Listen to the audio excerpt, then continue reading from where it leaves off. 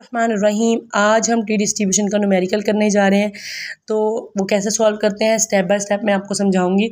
सबसे पहली चीज़ क्या है, हमारे पास यहाँ पर जो सैम्पल साइज़ है वो 10 है।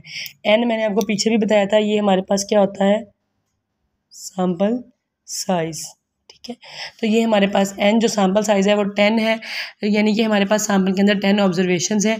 ये हमारे पास डाटा है 63, 63, 66, 67, 68, 69, 70, 70, 71 और 71। ये डाटा है हमारे पास। इसको रिकॉल करने का मतलब ये है कि आप जब सॉल्व करें तो आपसे कोई मिस्टेक ना हो। डाटा को जब आप क्वेश्चन सॉल्व करना शुरू करते हैं तो सबसे पहले डाटा को अच्छी तरह से 3 से 4 बार चेक कर लिया करें। ये एग्जाम पॉइंट ऑफ व्यू से भी है। कुछ बच्चे अक्सर ऑब्जर्वेशन छोड़ देते हैं और पूरा प्रोसेस कर देते हैं और एंड पे कहते हैं कि जो मतलब रिजल्ट है वो ठीक नहीं आया। तो कुछ स्टैटिस्टिक्स के जो प्रोफेसर्स होते हैं या टीचर्स होते हैं वो बेसिकली जो आंसर होता है उसके भी मार्क्स डिडक्ट करते हैं। अदरवाइज़ नहीं करने तो नहीं चाहिए, क्योंकि बेसिकली स्टैटिस्टिक्स में प्रोसीजर मैटर करता है। ठीक है, फिर भी आप इन चीज़ों का खास ख्याल रखा करें। पॉपुलेशन मीन म्यू जो है ये हमें क्वेश्चन के अंदर गिवन है, अदरवाइज़ अगर गिवन ना हो तो पॉपुलेशन मीन म्यू जो है हम 0 कंसीडर करते हैं। यहाँ पे हमें गिवन है 66। सबसे पहला स्टेप ये एनालिसिस के स्टेप है, टी डिस्ट्रीब्यूशन के एनालिसिस के स्टेप है ये। स्टेप 1 क्या है, null and alternative hypothesis. Null hypothesis को हम H0 से डिनोट करते हैं, किसके इक्वल है, म्यू इज इक्वल टू 66, यानी कि ये, और H1 उसका ऑल्टरनेट है, यहाँ इक्वल है तो यहाँ पे नॉट इक्वल आ जाएगा। ये 2 टेल टेस्ट है तो इसमें अल्फ़ा/2 यूज़ होगा, अकेला अल्फ़ा यूज़ नहीं होगा।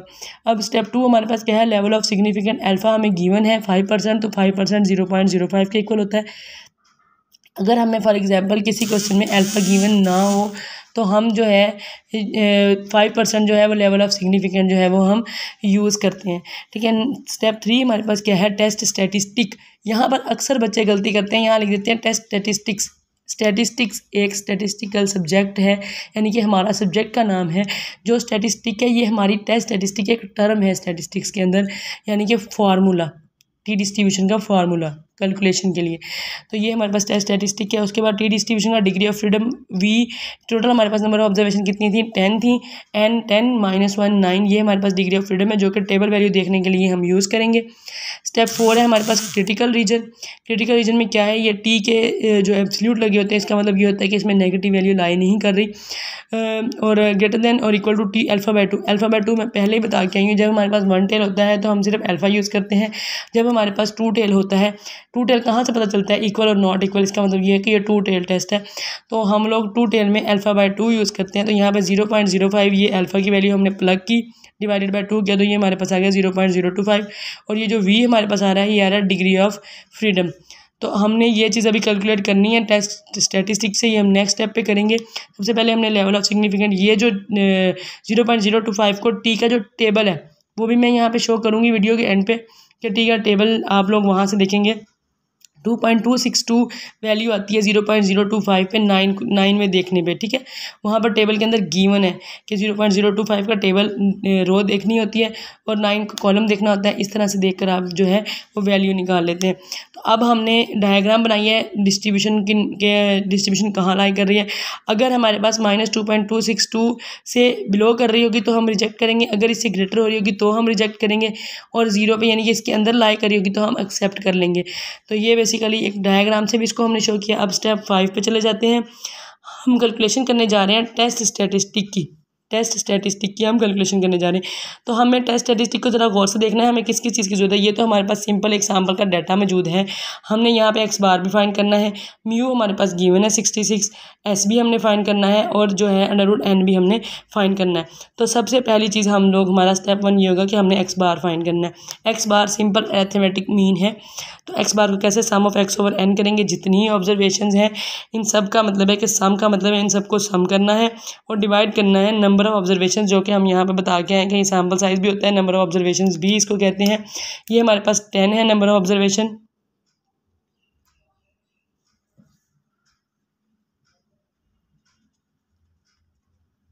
ये हमारे पास नंबर ऑफ ऑब्जर्वेशन एन को कहते हैं।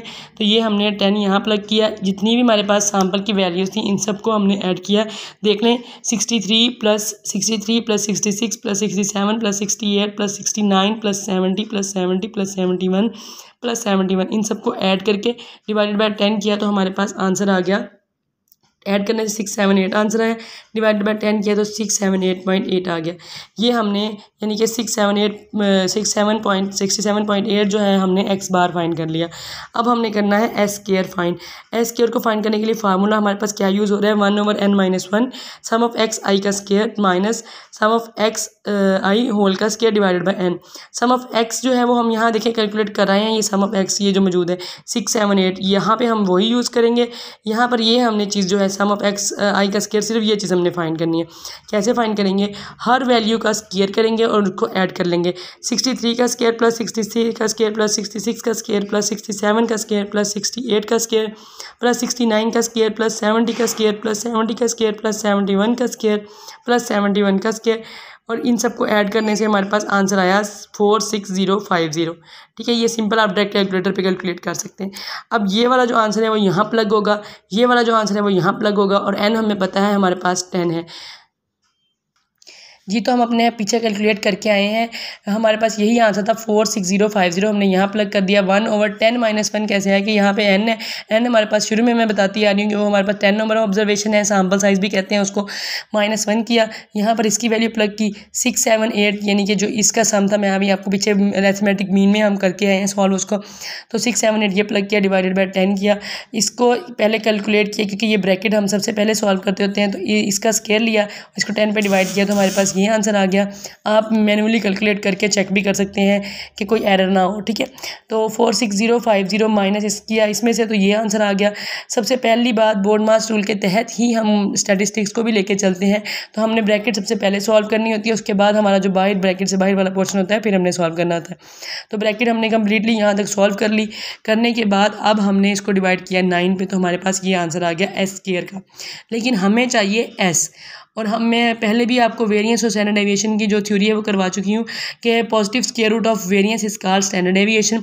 तो हमने उसका पॉजिटिव स्क्वायर रूट लेंगे, ये वेरिएंस है हमारे पास, ये जो है हमारे पास ये वेरिएंस आया है। ठीक है, लेकिन हमें फार्मूला के मुताबिक स्टैंडर्ड डेविएशन की ज़रूरत है, तो हम इस वैल्यू का स्क्वायर रूट लेंगे। स्क्वायर रूट से कैंसिल ऐसा आ जाएगा क्योंकि हमें यहाँ एस की ही ज़रूरत है, तो ये हमारे पास आ गया स्टैंडर्ड डेविएशन।